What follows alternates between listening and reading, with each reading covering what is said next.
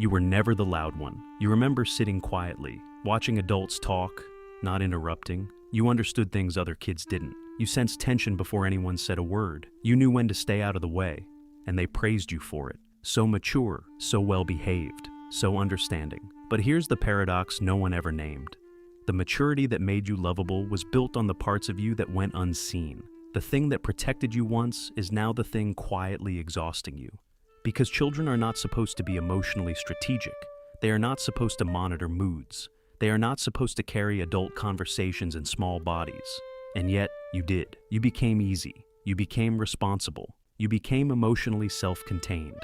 Not because you were ahead, but because somewhere, at some point, you learned something dangerous. If I am low maintenance, I will be loved. So you swallowed tears. You minimized needs. You handled things alone. And now, as an adult, you still feel that invisible contract running in the background.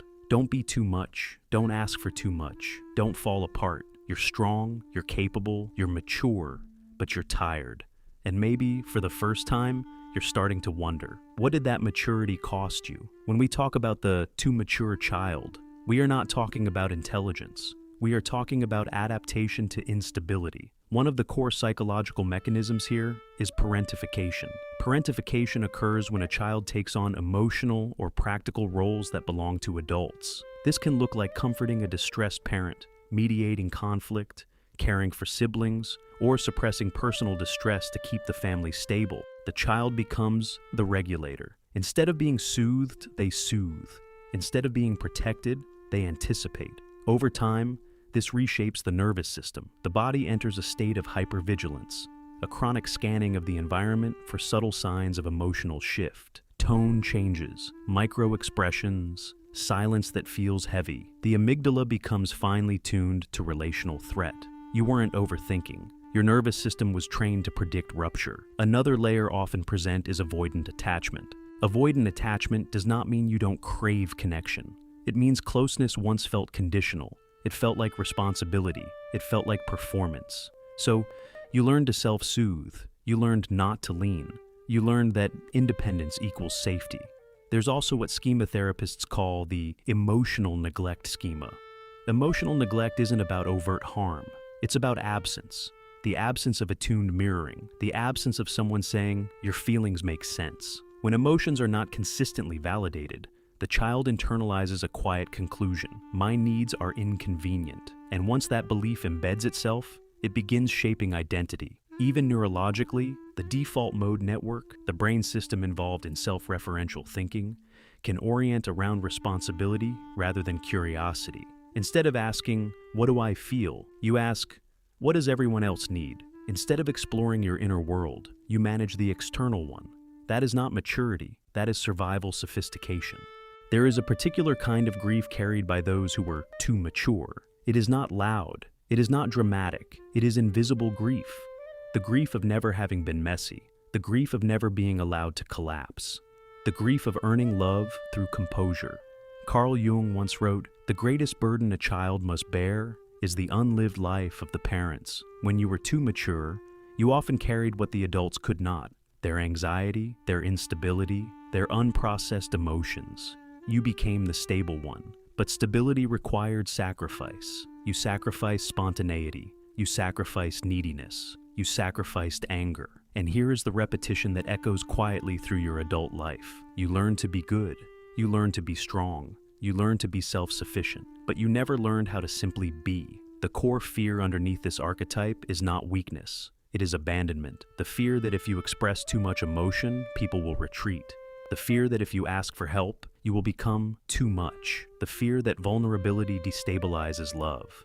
This fear complicates ordinary moments. When someone offers support, you say, I'm fine. When someone disappoints you, you rationalize. When you feel overwhelmed, you isolate. Because somewhere deep in your nervous system is a rule. Love is conditional on composure. Seneca wrote, we suffer more in imagination than in reality. But for the too mature child, imagination was a survival tool. You imagined outcomes so you could prevent them. You predicted reactions so you could adapt. You rehearsed emotional restraint. You weren't dramatic. You were strategic, and that strategy saved you. But it also cost you intimacy. The too mature child becomes an adult, But the pattern doesn't disappear. It refines itself. You might struggle in relationships. You might become the emotional anchor, the calm one, the problem solver. You rarely ask for reassurance. You struggle to cry in front of someone. They become adults who overfunction. In careers, they take on extra work. They anticipate problems before they happen. They struggle to delegate because trust feels riskier than control. You might feel uncomfortable resting.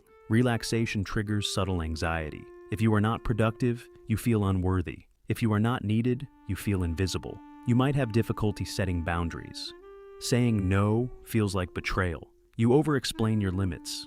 You manage other people's reactions to your boundaries. Emotionally, you intellectualize. Instead of feeling sadness, you analyze it. Instead of expressing anger, you justify it away. You pride yourself on being rational. Internally, your identity may be built around competence. You are reliable. You are steady. You are mature. But who are you when you are not useful? That question can feel destabilizing. It's important to understand. These are not personality flaws. They are coping mechanisms. They were adaptive responses to environments where emotional safety was inconsistent. And healing begins not with shame, but with witnessing. Witnessing the pattern without labeling yourself broken. Instead of saying, "This is just how I am," you ask, "What did this protect me from?" That shift introduces compassion, and compassion begins unlearning. Healing the too mature child is not about becoming irresponsible. It is about becoming emotionally free. The first practice is inner child reparenting. This means consciously offering yourself what you once had to earn, reassurance without performance. When you feel overwhelmed, instead of pushing through, pause and internally say, "You don't have to handle this alone." It may feel unnatural at first. That's okay. Your nervous system is learning a new language. Second, shadow work. Explore the resentment of always being the strong one, the envy toward carefree people, the anger you suppressed to maintain harmony. These feelings are not flaws. They are fragments asking to be integrated. Third, nervous system regulation, slow breathing, grounded movement, intentional rest. Teach your body that calm does not need to be earned through exhaustion. And perhaps most importantly, choose softness over survival mode. Let someone help you. Express disappointment without apologizing. Rest before you collapse. Rainer Maria Rilke wrote, "The only journey is the one within." This journey is subtle. It is daily. It is choosing not to abandon yourself the way you once had to. You were never too mature. You were adapting to survive. And now you get to adapt again, this time toward wholeness. You can be strong and soft, capable and supported, responsible and resting. The goal is not to be fixed. The goal is to become whole. If this spoke to something quiet inside you, something that learned to grow up too fast, share this with someone who might recognize themselves in these words. And if you want to continue exploring the hidden patterns that shape our psychology and relationships, stay connected. You don't have to carry everything anymore. Not here, not now.